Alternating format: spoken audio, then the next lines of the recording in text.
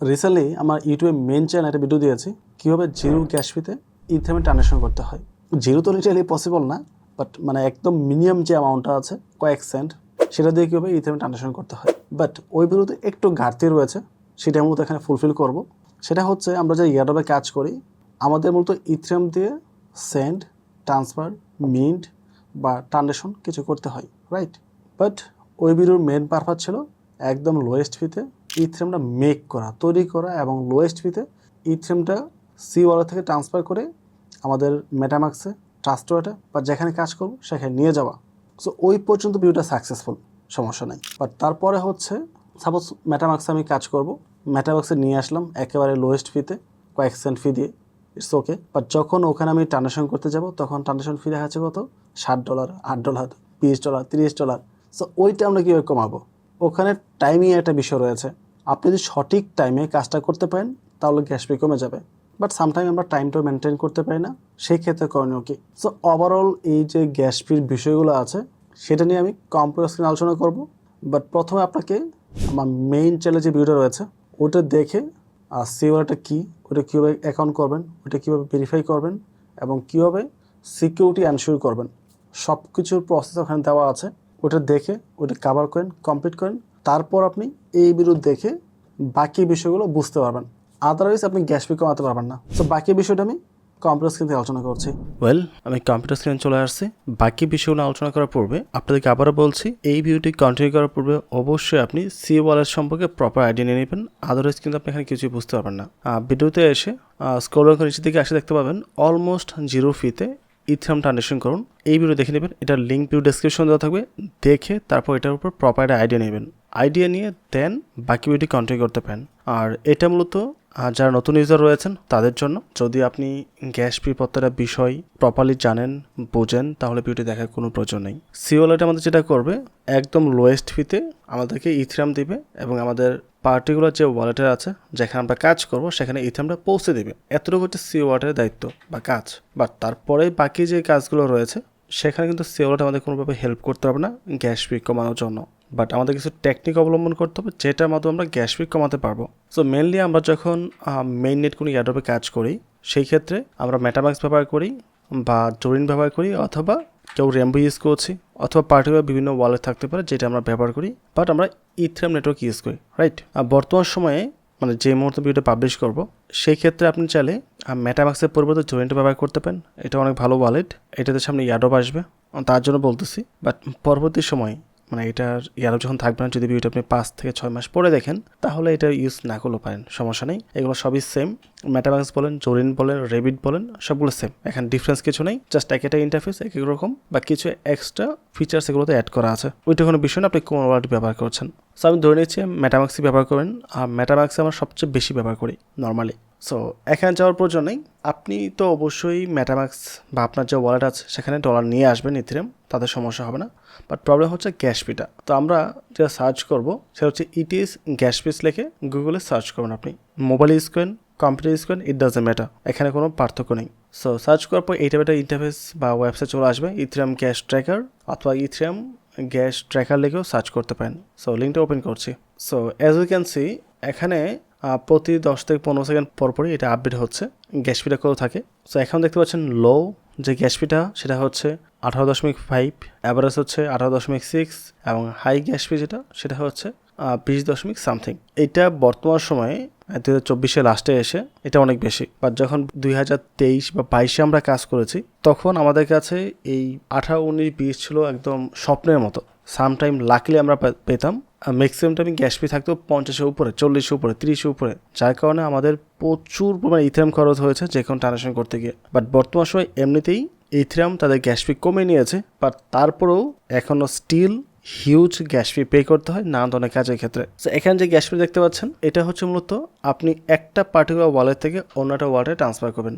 যেমন আমার এখানে যে দেখতে পাচ্ছেন মেটামাক্স রয়েছে, আচ্ছা এটা ওপেন করে আমি, সো এটা আমি আনলক করে দিয়েছি। সো আমার এখানে যে ফান্ড আছে এটা যে আমি আমার অন্য একটা ওয়ালেটে ট্রান্সফার করতে চাই, এক্সাম্পল স্বরূপ এখানে মেটামাক্স, আচ্ছা মেটামাক্স এখানে নেই, আমি রিমুভ করে রেখেছি, এটাতে রয়েছে, এটা হচ্ছে মেটামাক্স। এখানে যে অ্যাড্রেসটা আছে যদি আমি এই ওয়ালেট থেকে এই ওয়ালেটের অ্যাড্রেসে ইথেরিয়াম ট্রান্সফার করি তাহলে আমার গ্যাস ফি কাটা হবে $1.5 মতো। বাট এই ট্রান্সফার করা কিন্তু আমাদের অ্যাক্টিভিটি না, আমাদের কি অ্যাক্টিভিটি করতে হয়, কখনো সোয়াপ করতে হয়, কখনো এনএফটি বাই করতে হয়, কখনো সেল করতে হয়, কখনো আমাদের ফান্ড বড় করতে হয়, কখনো ব্রিজ করতে হয়, রাইট? তো ওই সকল অ্যাকশনের জন্য আমাদের কী পরিমাণ ফান্ড খরচ হবে এই বর্তমান এই গ্যাস ফির উপর ডিপেন্ড করে সেটা এখানে দেখাচ্ছে। সোয়াপের জন্য খরচ হবে 24, 25 বা সর্বোচ্চ $27 খরচ হতে পারে। এনএফটি সেলের জন্য এটা খরচ হবে, ব্রিজিংয়ের জন্য এটা, এবং বরোয়িংয়ের জন্য হচ্ছে এটা। সো প্রতিটা কাজের জন্য আমাদের কী টাইপের গ্যাস ফি খরচ হবে সেটা এখানে বিস্তারিত বলা আছে। এখন বলতে পারেন সোয়াপটা কি। সো এখানে যে খরচটা দেখাচ্ছে এই খরচটা কমানোর অপশনটা কি? খরচটা কমানো একটাই সিস্টেম, সেটা টাইম মেনটেন করা। সো রাত 12টা থেকে পরের দিন রাত 12টা পর্যন্ত যে টাইমটা রয়েছে 24 ঘন্টা, এই 24 ঘন্টার মধ্যে সামটাইম কিছু টাইম থাকে যেখানে আমাদের গ্যাস ফি একেবারে কম থাকে। এখন পূর্বে যেটা দেখতাম আমরা খুব সকালে বা আর্লি মর্নিংয়ের দিকে গ্যাস ফি থাকতো একেবারেই কম, 5, 6, 7 বা 10-এর নিচে থাকতো নর্মালি। তারপরে দেখা যায় দুপুর টাইমে একবার গ্যাস ফি কমে, আর কখনো বিকাল টাইমে কমে। এটা নির্দিষ্ট হবে সিউটি দিয়ে বা নির্দিষ্ট টাইমে আপনাকে বলতে হবে না কোন টাইমে গ্যাস ফিটা কমে যাবে। আপনাকে এটা লক্ষ্য রাখতে হবে, কাজ করার সময় বারবার চেক করতে হবে ইথেরিয়াম গ্যাস ফি লিখে এন্টারপ্রেস করতে হবে বা এই ওয়েবসাইটে আসতে হবে, এসে দেখতে হবে এখানে গ্যাস ফিটা কত রয়েছে। যদি এটা গ্যাস ফি 10-এর নিচে থাকে, 5, 6, 7 আশপাশে থাকে বা তার চেয়ে কম থাকে, তখন আপনার এই যে নিচে ফিগুলো আছে এটাও কমে যাবে, অনেক মাত্রায় কমে যাবে। দেখা যাবে ব্রিজিংয়ের জন্য আপনার খরচ হবে $4, সোয়াপের জন্য খরচ হবে $3-4, $5 বা এনএফটি সেলের জন্য খরচ হবে $10, মানে এরকম লেভেলের কমে যাবে। বা এখানে পাশাপাশি একটা চার্ট দেখতে পাচ্ছেন কখন কী পরিমাণ গ্যাস ফি ছিল আর কি। So as you can see, আমরা যদি ডিসেম্বর 1 তারিখ এখানে দেখতে পাচ্ছি, ডিসেম্বর 1 তারিখ গতকাল যেটা ছিল তখন কীরকম গ্যাস ফি ছিল, একদম রাত 12টার দিকে গ্যাস ফি ছিল 10-এর আশপাশে, দেখতে পাচ্ছেন 10.64, রাইট? তারপর 12, আস্তে আস্তে গ্যাস ফি কিন্তু বৃদ্ধি পাচ্ছে। আবার দেখতে পাচ্ছেন রাতের পরে আস্তে আবার ড্রপ করা শুরু করে। সো ইদানিং যেটা হচ্ছে মানে আপাতত দৃষ্টিতে এই মুহূর্তে রাত 12টার আশপাশে ইথেরিয়াম গ্যাস ফি কম, আর বাকি যে দিনটা আছে বাকি সময় গ্যাস ফি অনেক মাত্রায় বেশি থাকে।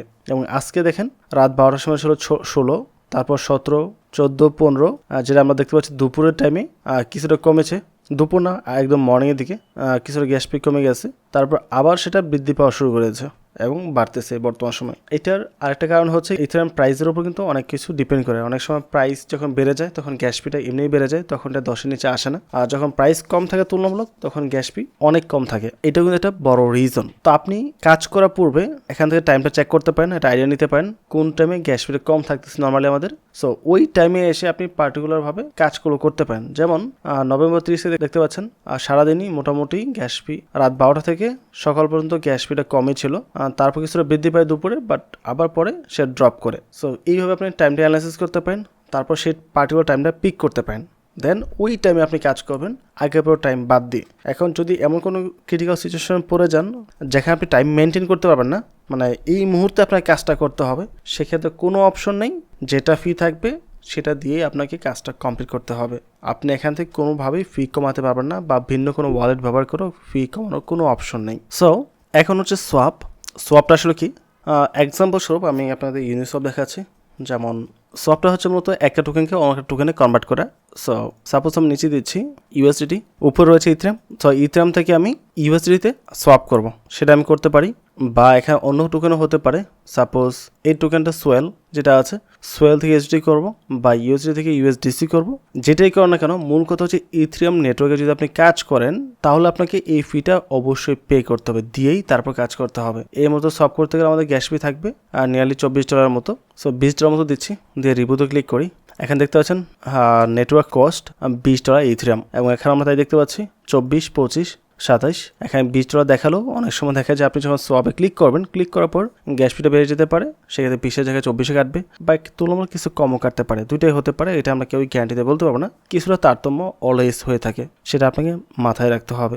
জাস্ট মুহূর্তে গ্যাস ফি বেড়ে যাচ্ছে। সো এটা আপনি তখনই করবেন যদি কোনো ক্রিটিক্যাল সিচুয়েশনে পড়ে যান, অথবা যথাসম্ভব চেষ্টা করবেন ইথেরিয়ামের সোয়াপটা অলওয়েজ অ্যাভয়েড করার জন্য। যদি কোনো প্রকার অপশন নাই থাকে সেক্ষেত্রে কিছু করার নেই, আমাদের করতেই হবে। বাট আপনি যদি ইথেরিয়াম ইউজ না করে লিনিয়ার নেটওয়ার্ক ব্যবহার করেন, আরবিটাম ব্যবহার করেন বা মানটা ব্যবহার করেন, তারপর হচ্ছে ওপি ব্যবহার করেন, তাহলে কিন্তু জিনিসটা হবে না। আপনি ওপিতে চলে যান, এখন যদি আপনি ওপির ইটিএইচ অন্য কোনো টোকেন ট্রান্সফার করেন তখন কিন্তু গ্যাস ফি কয়েক সেন্ট কাটবে। কারণ কি? সেটা ওপি নেটওয়ার্কের ফি কাটবে, সেটা কিন্তু ইথেরিয়ামের ফি না। দুটো কিন্তু ভিন্ন বিষয়। ইথেরিয়াম একটা ব্লক চেন, অপটিমিজম ভিন্ন একটা ব্লক চেন, বাট তারাও কিন্তু ইথেরিয়াম ব্যবহার করে কাজ করে, এটা হচ্ছে বিষয়। তারা ইথেরিয়াম ইউজ করে ঠিকই, বাট ব্লক চেনটা কিন্তু ডিফারেন্ট। তো এটা হচ্ছে সোয়াপের বিষয়। তারপর হচ্ছে এনএফটি সেল। আমি ওপেন সি লিখে সার্চ করলাম, এখানে একটা ওয়েবসাইট আমরা চলে গেছি, দেখতে পাচ্ছেন এটা হচ্ছে এনএফটি মার্কেট প্লেস। এখানে সব ধরনের এনএফটি বাই সেল করা হয়।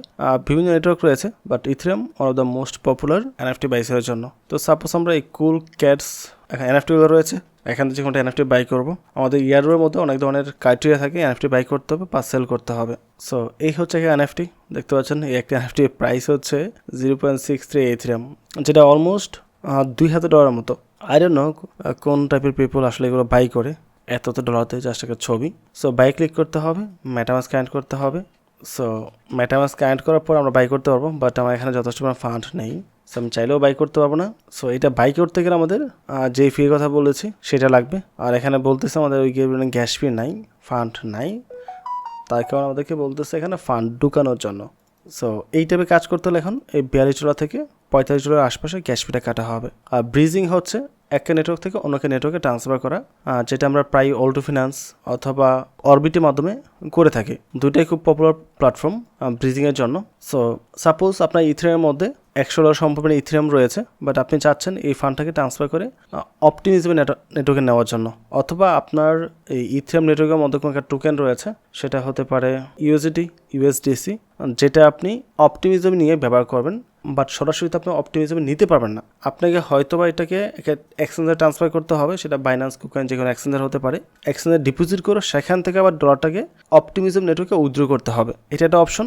অথবা আপনাকে ব্রিজ করতে হবে ইথেরিয়াম থেকে অপটিমিজমের মধ্যে, অথবা অনেক ইয়ারের মধ্যে সরাসরি ক্রাইটেরিয়া লেখা থাকে ব্রিজ করার জন্য। তো সেই ক্ষেত্রে আপনাকে এখান থেকে ব্রিজই করতে হবে, এখানে অল্টারনেটিভ কোনো অপশন নেই। ওকে, সো এখানে হচ্ছে নেটওয়ার্ক থাকবে ফ্রম, সো ইথেরিয়াম হতে পারে, টন হতে পারে, সুই হতে পারে, বা বিভিন্ন নেটওয়ার্ক রয়েছে। যে কোনো একটা নেটওয়ার্ক থেকে আমরা অন্যকে নেটওয়ার্কে নিয়ে যাব। আর কি নিয়ে যাব, সেটা ETS হতে পারে, USDC হতে পারে, USDT হতে পারে, বা BTCও হতে পারে। সো এই কয়েকটা টোকেন আমরা চাইলে একটা নেটওয়ার্ক থেকে অন্য নেটওয়ার্কে ট্রান্সফার করতে পারবো ব্রিজিংয়ের মাধ্যমে। এবং এই ব্রিজিং করার জন্য আপনাদের বর্তমান সময়ে $10 মতো ফি কাটা হবে। তারপর হচ্ছে বরোয়িং, অনেক প্ল্যাটফর্ম রয়েছে যেখানে আমরা ফান্ড দিয়ে আবার ফান্ড নেই কাজের পারপাসে। এক্সাম্পল স্বরূপ যেমন রাহু মার্কেট রয়েছে, লেয়ার ব্যাংক রয়েছে। আচ্ছা, লেয়ার ব্যাংক দিয়ে আমি দেখাচ্ছি, যদি এখানে স্কুলের মধ্যে আমি কাজ করেছি, বাট এখানে ওকে, এখানে মেবি ইথেরিয়াম সাপোর্ট করে না, লেয়ার 2 যে সলিউশনগুলো রয়েছে এগুলো কাজ করে এখানে মেনলি। সো এগুলো কাজ হচ্ছে আপনাকে এখানে আসতে হবে, নেটওয়ার্ক কানেক্ট করতে হবে, ওয়াল কানেক্ট করতে হবে, কানেক্ট করাই আছে আমার। কানেক্ট করার পর নিচে যে মার্কেট রেখা আছে, এখানে ইথেরিয়াম রয়েছে, স্টোন রয়েছে, ক্লিক করবে এটাতে। ক্লিক করে আমরা সাপ্লাই যাব, এখানে কত ডলার সাপ্লাই করতে চাই, এখানে $100 রয়েছে আমার, পুরো করতে পারবো না, তার চেয়ে কিছু কম করতে হবে। তো সাপ্লাই করলাম, সাপ্লাই করার পর ওখানে ফান্ড চলে গেছে এবং এখান থেকে একটা রিওয়ার্ড আমরা পাবো। পাশাপাশি এই ফান্ডটা কোলাটেরাল রেখে আমরা চাইলে বড়ও করতে পারবো। এখানে $100 দিয়েছি, আমরা হয়তো এখান থেকে $10 মতো বড় করতে পারবো।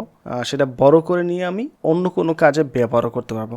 আবার এখানে এসে রিপেতে ক্লিক করে ওদেরকে এটা রিফান্ড করতে হবে, যে $10 নিয়েছিলাম হাওলাতে ওদের কাছ থেকে, আমি এটা রিফান্ড করার পর আমার যে $100 ছিল সেটা আমরা নিতে পারবো। তো এই হচ্ছে সিস্টেম।